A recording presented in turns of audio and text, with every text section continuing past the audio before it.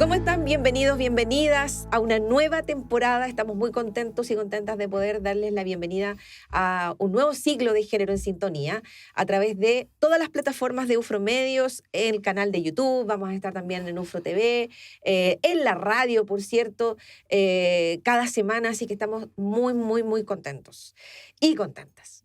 Y tenemos, como siempre, en nuestro programa invitadas, porque queremos conocer a las mujeres que están cambiando el mundo, que están aportando en distintas áreas y roles de la sociedad. Y estamos con Stephanie Baneste Fierro. Ella es kinesióloga, magíster en kinesioterapia y rehabilitación, académica del Departamento de Ciencias de la Rehabilitación de la Universidad de la Frontera y docente de la carrera de kinesiología, y ha centrado su investigación clínica y docencia en un enfoque bien particular de el bienestar físico y emocional de las personas mayores y pacientes con esclerosis múltiple. Ahí vamos a ir conociendo más de Stephanie. ¿Cómo estás, Stephanie? Bienvenida. Bien, bien. Muchas gracias por la invitación también. A ti por venir y comencemos. Primero, siempre como que nos surge la duda, ¿en qué momento, qué hito, qué pasó en tu cabeza que dijiste yo me quiero dedicar a esto? Si hay algo o alguien también que haya influido en esa decisión.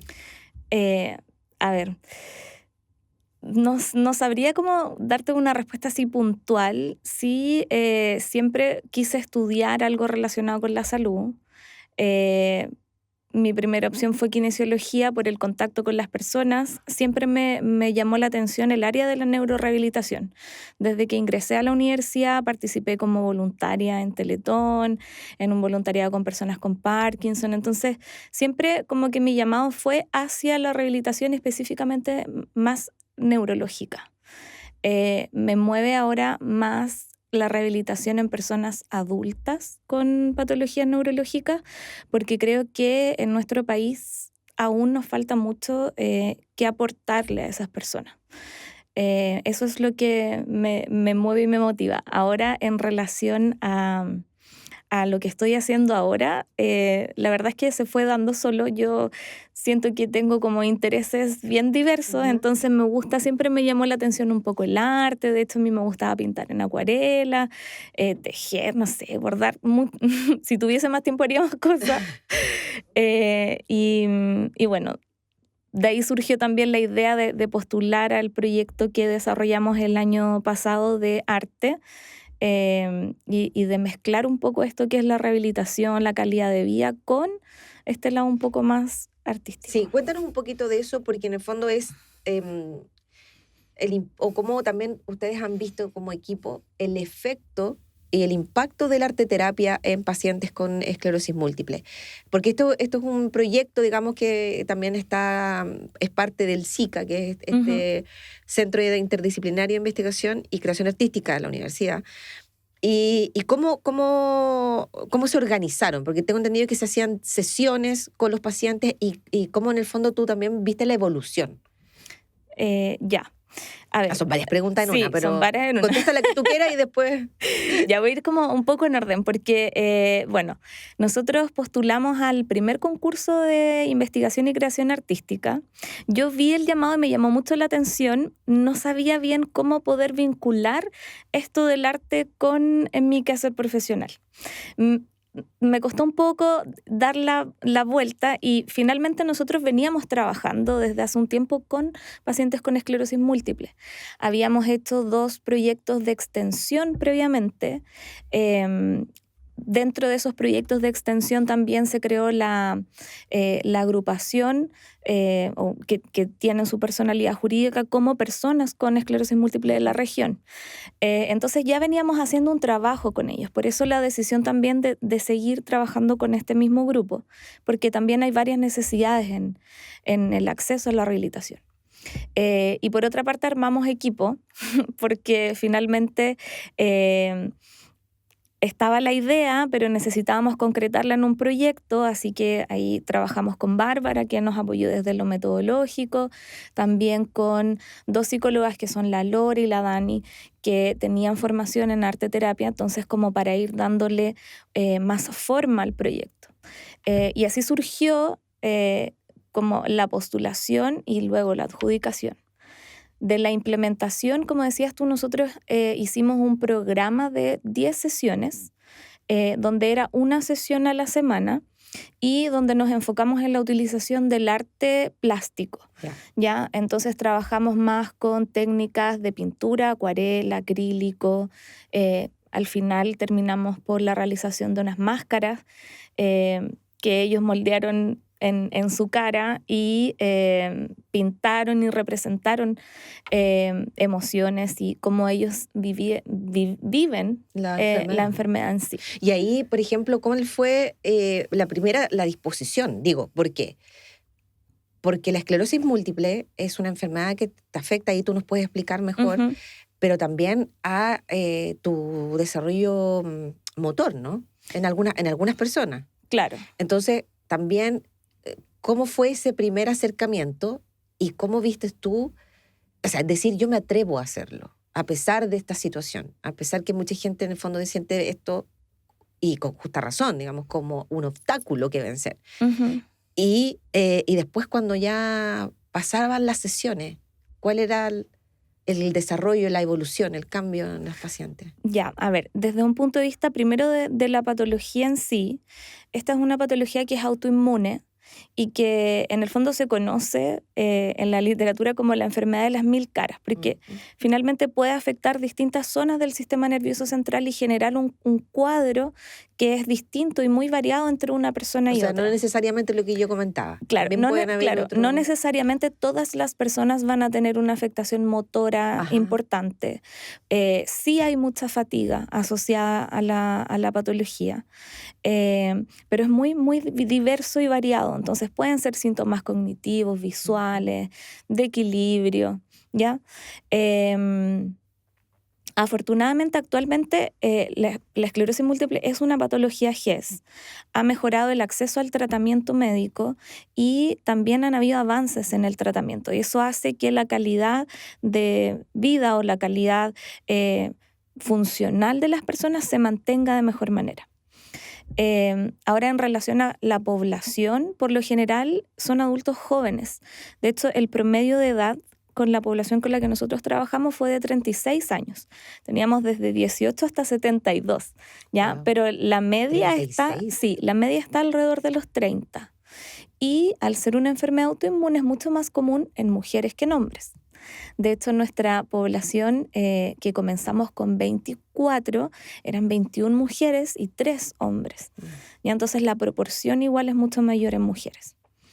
Y volviendo a la segunda pregunta, que era cómo fuimos trabajando sesión a sesión, se hizo un trabajo más desde lo más general a lo específico, desde cómo fue el momento y el afrontamiento del diagnóstico y cómo lo vivían en el hoy, representado a través de dibujos, y después fuimos trabajando en base a las emociones, a saber cuáles son las emociones, cómo reconocerlas y gestionarlas, y después se hizo un trabajo en base a externalizar un poco la patología, separarla de mi persona, ¿ya? En el fondo, no que la esclerosis múltiple no fuese como lo que define a la persona, finalmente, ¿ya?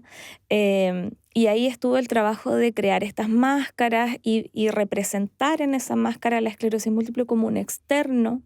Se crearon acuerdos de convivencia de cada uno en relación a la patología, con compromisos de autocuidado. Entonces fue un trabajo como bien profundo que se fue realizando en todas las sesiones. ¿Cuál es la razón, ya sea científica, biológica o de elementos sociales o externos, que hace que se desarrolle más en mujeres que en hombres? Bueno, en sí, el origen de la esclerosis múltiple, hay muchas teorías que buscan explicarlo. De hecho, es más común, por ejemplo, en el hemisferio norte que en el hemisferio sur. Hay algunas teorías que lo explican desde un punto de vista de la exposición a la vitamina D, ¿ya? En relación específicamente a por qué se ve más en mujeres, es una enfermedad que es autoinmune. Las patologías autoinmunes a veces están relacionadas con factores estresantes, como que pudiesen generar una alteración en nuestro sistema inmune finalmente. Desconozco si está establecida la razón que vincula esta patología con el hecho de ser mujer, pero sí se ha visto que las enfermedades autoinmunes en general son más comunes en mujeres. Pudiese ser por factores hormonales, factores ambientales, emocionales también, principalmente. Y también lo hablábamos en otras temporadas, relacionado un poco a lo mismo. También a lo mejor el nivel de estrés también que habitualmente vivimos las mujeres por los distintos roles que nos toca, ¿no? Ser mamá, académica en tu caso, o alguien que trabaja, sale de la casa, que tiene que, además esposa, etcétera. Muchos otros roles, preocupada de distintas cosas mientras estás a lo mejor en tu trabajo, escribiendo el paper, haciendo la clase, de lo que hablábamos antes de entrar al aire, Sí. de que a la hija se le quedó la cartulina, aunque anoche tu hija estuvo enferma toda la noche y que te desvelaste. O sea, de verdad también, mientras se intenta funcionar desde otro lado. Y ahí en el fondo también es cómo se trabajan, por ejemplo, elementos que me imagino que son importantes con los pacientes y con las pacientes, que tienen que ver con el autoestima, cómo se expresan. Lo dijiste tú, o sea, cómo también hacen este acuerdo de cómo cómo convivo con esta enfermedad, porque es para toda la vida. Claro. Bueno, sí, yo creo que socialmente a las mujeres se nos exige más, creo yo. Y en el fondo esto de tener que rendir en todo lo que somos, que es en el rol de mamá, en el rol de trabajar, en el de desarrollarte profesionalmente, pero también cuidarte. Entonces creo que hay una mayor presión hacia nosotras como social. Ahora, en cuanto a la relación entre las mujeres y la discapacidad, en nuestro país, bueno, hace 2 años se publicó el segundo estudio de discapacidad a nivel nacional, que dice que las mujeres tienen más discapacidad que los hombres, en un porcentaje alrededor de un 32% de la población de nuestro país puede tener discapacidad en distintos ámbitos. La más común es la física. Sin embargo, las mujeres son las cuidadoras. Entonces, pasa eso de que las mujeres tienen más discapacidad, pero quien las cuidan son otras mujeres. Tienden a ser sus hijas. ¿Ya? Entonces, siempre este rol del cuidado recae sobre nosotras como mujeres en sí. Y eso genera, obviamente, una mayor sobrecarga y una calidad de vida que se va deteriorando. Si finalmente, a raíz de lo mismo que en el fondo ustedes trabajan, que es cómo mejorar la calidad de vida de estos pacientes a través del arte. Que yo creo que ahí también es esta experiencia o este proyecto también creo que es bastante innovador en el sentido de cómo mostrar a la investigación, a la academia, que la transdisciplina, hoy día que sí se menciona, es relevante al momento de poder trabajar con la comunidad, en la comunidad. Y ahí iba mi otro lado. Tú dijiste, al principio, siempre quise trabajar o siempre fui voluntaria. ¿Qué pasa ahí contigo? Porque una parte, uno podría decir, oye, a lo mejor un kinesiólogo se va, tiene su consulta, pero lo que te mueve, al parecer, también va por el trabajo en comunidad. Por cómo también, como decías tú, ver el impacto del trabajo en la vida de los pacientes. Claro, y en el fondo por eso también, que conversábamos antes de comenzar la entrevista, ¿qué es lo que me mueve a mí? Me mueve y me apasiona el poder aportar en el desarrollo de la calidad de vida de las personas. Si bien yo soy kinesióloga, nosotros rehabilitamos desde el movimiento, es tan importante o más el propósito que tenga una persona en la vida finalmente. Porque yo puedo rehabilitar el movimiento, pero ¿para qué lo quiero lograr? Entonces, en el fondo, este enfoque que nosotros intentamos y que implementamos, busca eso principalmente, en ver quién soy yo hoy, detenerme un poco a pensar en eso, qué quiero, y desde ahí trabajar en el fondo todo el resto, finalmente. Que nos falta igual ese trabajo, como se habla mucho del trabajo interdisciplinario en rehabilitación, que no siempre se logra en nuestro medio. Uno, por lo general, lo que más se ve es que el paciente va al médico y después va al kinesiólogo. Falta un poco este trabajo en equipo y el trabajar por un propósito en común. Y eso va de la mano también con la salud mental, finalmente. Así es, sí, buen tema. Ahí, por ejemplo, en el equipo también a los pacientes se les ve, de alguna manera, cuando tú hablabas de cómo se enfrentan a la enfermedad, al diagnóstico, cómo deciden seguir después de las sesiones. Había también un trabajo, un apoyo psicológico. Lo que pasa es que las sesiones fueron guiadas por 2 psicólogas que trabajaron con el grupo. Ellas fueron quienes implementaron la terapia en sí. Y finalmente, si bien, como te decía anteriormente, la esclerosis múltiple es una patología GES, lo que está garantizado es el acceso al diagnóstico de tratamiento médico. ¿Y qué pasa con la rehabilitación? Claro, ese es el problema. Hace un par de años se modificó los accesos y se incluye la rehabilitación dentro de las garantías, pero en lo práctico eso no está sucediendo.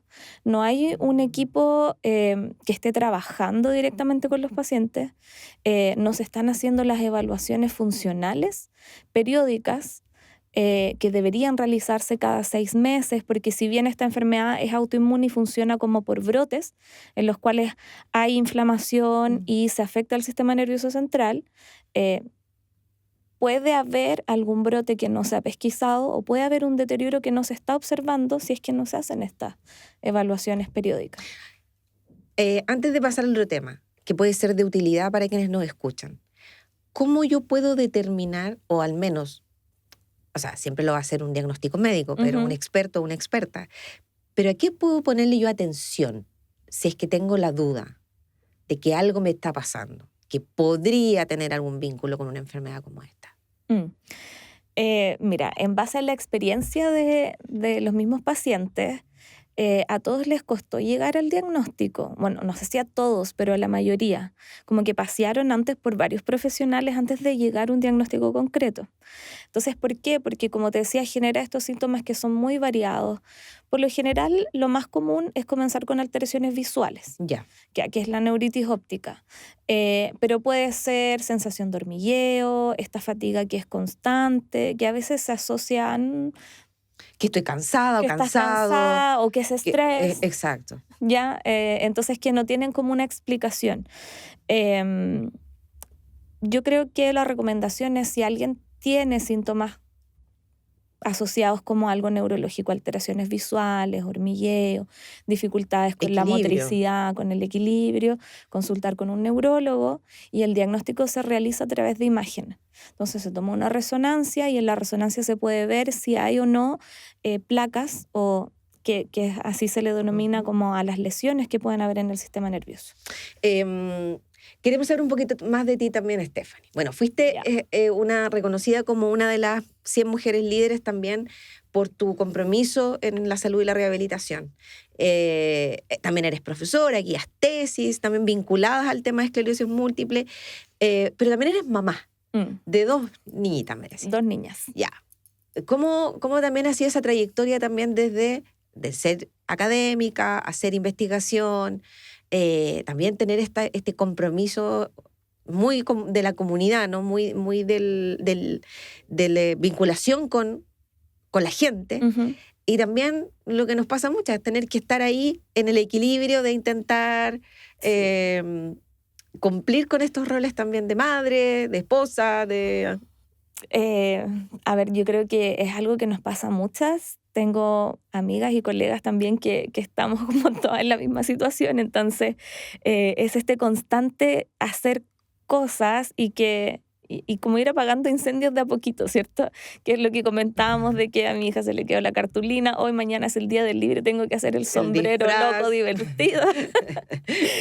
Entonces yo creo que, a ver, ¿qué es importante? Yo afortunadamente tengo el apoyo de mi compañero, que es Benjamín, que nos dividimos las tareas y nos coordinamos súper bien. Y también el apoyo de tener como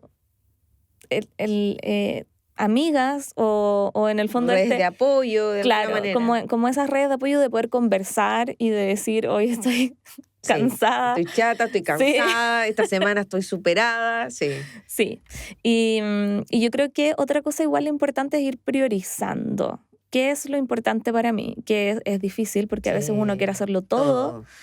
Pero sin embargo, yo creo que he ido aprendiendo un poco eso de priorizar y decir a qué quiero decirle que sí y a qué no. Utilizar los tiempos entre, no sé, a mí me pasaba antes que me llevaba mucho trabajo para la casa porque el hacer docencia implica preparar clases. Entonces ahora trato también de utilizar los momentos muertos, entre comillas, entre una clase y otra para avanzar en cosas. Entonces eso, aprender cómo a gestionar la agenda. Sí. Te quiero llevar a una nueva parte del programa y con esto vamos terminando al ping-pong, de algunos conceptos que tú me digas a lo mejor en una palabra, 2 palabras, qué es lo que significa para ti la ciencia, por ejemplo. La ciencia para mí significa aprendizaje constante. Universidad. Conocimiento y compartir. La salud. La salud yo creo que es el bienestar. Bienestar de sentirme bien en todos los aspectos. Maternidad. Oye, mucho amor. Ahí cambió la cara, Sí. Cambió todo, ¿cierto? Sí, es verdad. Mucho amor y mucho desafío, diría yo, ¿no? Sí, también. Constante, todos los días. Pero es, en el fondo, no sé, yo lo paso bien siendo mamá. Y me gusta mucho también que mis hijas sean, bueno, tengo 2 niñas, entonces trato también de que ellas crezcan como niñas seguras de sí mismas. Como que nuestras frases, yo siempre le digo así, yo soy fuerte y poderosa. Entonces sí, ellas son una motivación también. Así es. Bueno, te queremos dar las gracias por estar en este primero Género en Sintonía. Estefanía Vaneste Fierro, académica de la Universidad de la Frontera, kinesióloga, también parte de este lindo proyecto de arteterapia con pacientes con esclerosis múltiple, que además terminó en una exposición en la misma universidad, así que pudieron ver el trabajo de todas estas sesiones y me imagino que la gratificación para el equipo y para los pacientes y las pacientes que fueron parte de este proyecto fue muy alta, muy importante también en el cambio en su calidad de vida. Así que te agradecemos un montón de haber estado hoy día. Espero que también ustedes hayan disfrutado de esta entrevista y de la historia de Estefanía Vaneste Fierro. Gracias. Gracias, nos vemos en un próximo capítulo. Que estén súper, súper bien. Gracias.